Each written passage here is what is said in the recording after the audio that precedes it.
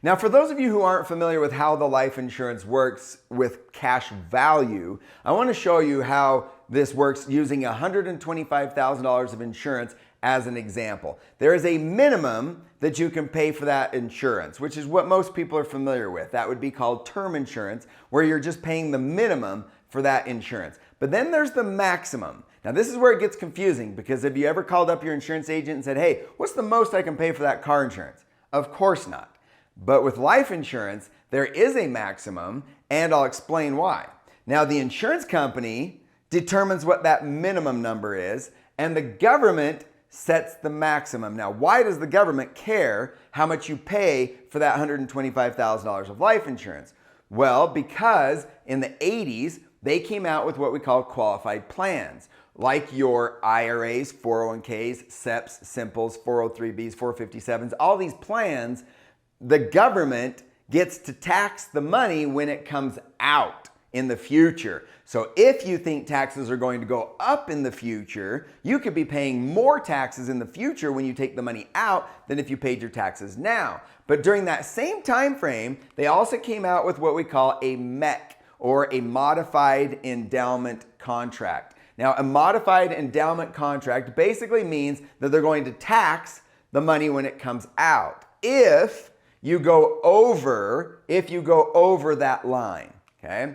So for that same $125,000 of life insurance, you could maybe pay, let's say, $500 a year, or you could pay $10,000 a year. Now, why would you want to pay $10,000 for something when you could get it for $500? Well, because if you paid $500, all you get is term insurance. You just get the insurance. But if you want more than just the death benefit, if you want what we call living benefits, okay, like tax-deferred growth on the money, tax-free access to the money through loans, okay, competitive rate of return in that 6% or better.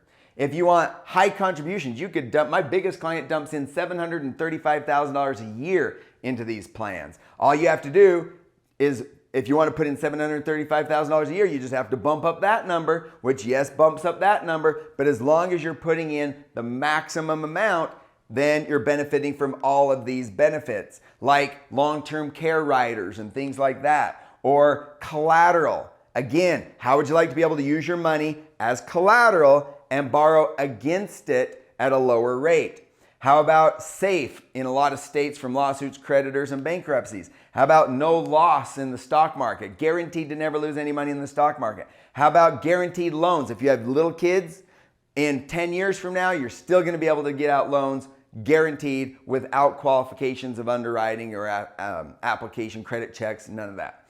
Unstructured loan payments, meaning you don't have to make loan payments. Okay? Liquidity, use, and control of your money, and deductible contributions. That one we're not going to be able to get if we get these other benefits up here. Now, the less you pay, you're going to get what we call death benefits. The more you pay, then you're going to get what we call living benefits. Now, here's where everybody goes wrong.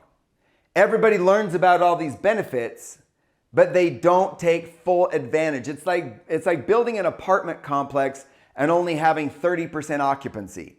If you build an apartment complex, you want 100% occupancy, because the cost is pretty much going to be the same whether you have a 30% occupancy or 100% occupancy, right? So where people go wrong is they go down here and most of their money is going towards the insurance. That's where it gets expensive.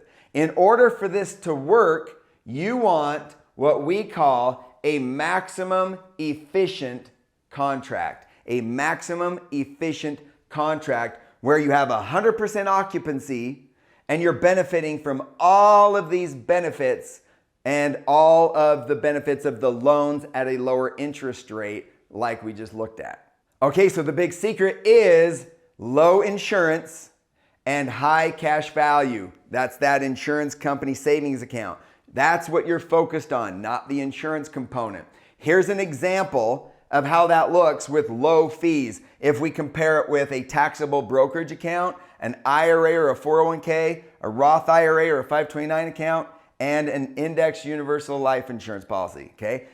As you can see, the Index Universal Life Insurance Policy, or the IUL, is much cheaper at 1% in fees. If you're looking at it from a fee standpoint, it's different. It's not a percentage like these other accounts. It's based on the insurance. But if you keep the insurance to a minimum, look at the fees on that green line. The fees could actually be less than some of these other options. However, if you do it the wrong way, this is why everyone on the internet or your financial advisor might say, oh, don't ever use life insurance because it's so expensive. That could be the case if you do it the wrong way. If you don't set it up correctly, look at the fees compared to these other options. Obviously, this doesn't make sense, and obviously it would be pretty easy to talk you out of doing this if you looked at it through this strategy versus this strategy here. Obviously a pretty big difference, right?